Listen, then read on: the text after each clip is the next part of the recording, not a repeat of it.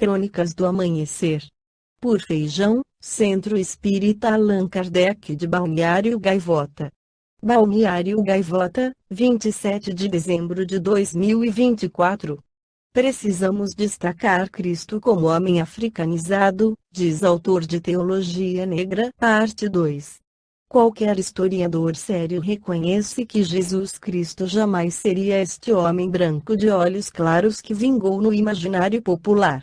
Não tem por que, então, apagar as características africanizadas do Messias cristão e que vão além da cor de sua pele, como a opção por usar parábolas em vez de dar respostas taxativas, como é muito ocidental, diz o teólogo e pastor Ronilson Pacheco.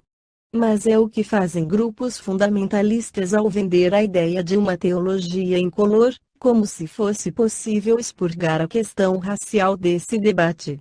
Autor de Teologia Negro sopro antirracista de espírito, Zahar, Pacheco vê um efeito Backlash, quando avanços sociais geram reação e retrocessos, ao levante antirracista nas igrejas fortalecido após o assassinato de George Floyd por um policial no ZEUA, em 2020. Ele vem em duas frentes, diz.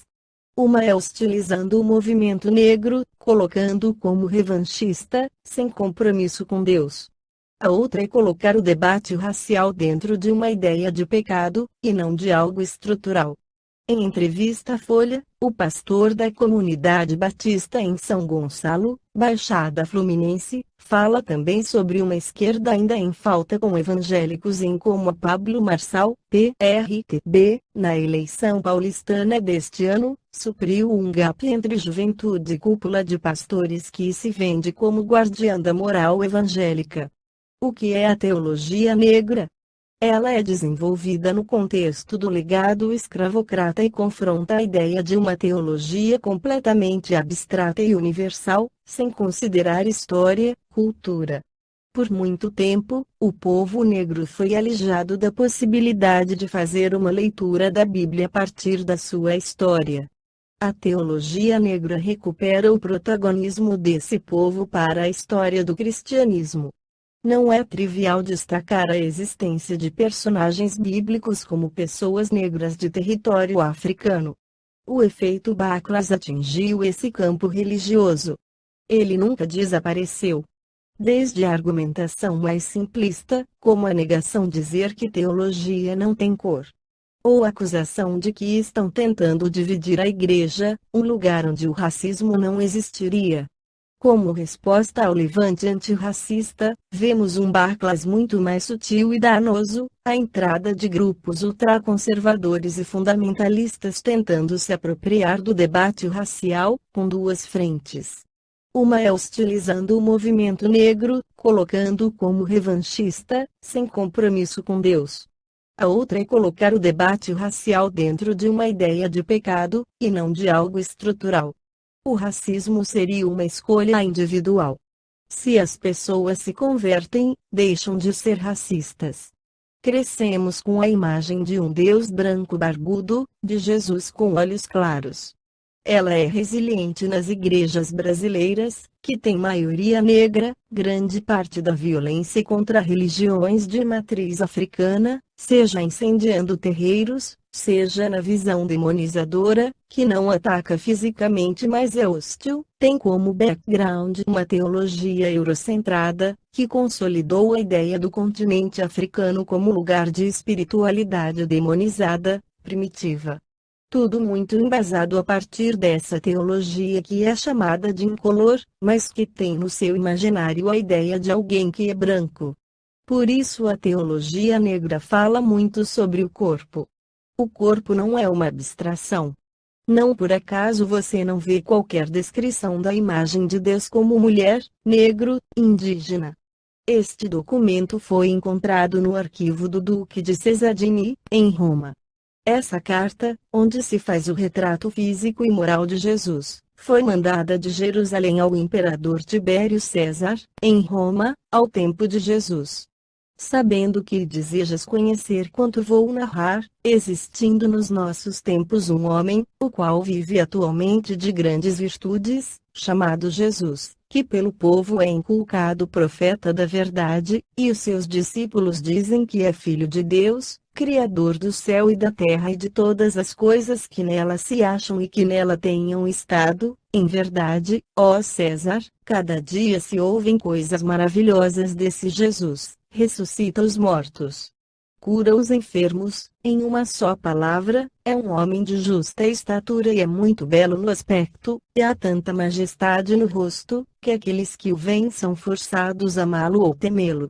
Tem os cabelos da cor amêndoa bem madura, são distendidos até as orelhas, e das orelhas até as espáduas, são de cor da terra, porém mais reluzentes. Tem no meio de sua fronte uma linha separando os cabelos, na forma em uso nos nazarenos, o seu rosto é cheio, o aspecto é muito sereno, nenhuma ruga ou mancha se vê em sua face, de uma cor moderada, o nariz e a boca são irrepreensíveis. A barba é espessa, mas semelhante aos cabelos, não muito longa, mas separada pelo meio. Seu olhar é muito afetuoso e grave, tem os olhos expressivos e claros, o que surpreende é que resplandecem no seu rosto como os raios do sol, porém ninguém pode olhar fixo o seu semblante, porque quando resplende, apavora, e quando ameniza, faz chorar, faz-se amar e é alegre com gravidade. Disse que nunca ninguém o viu rir, mas, antes, chorar.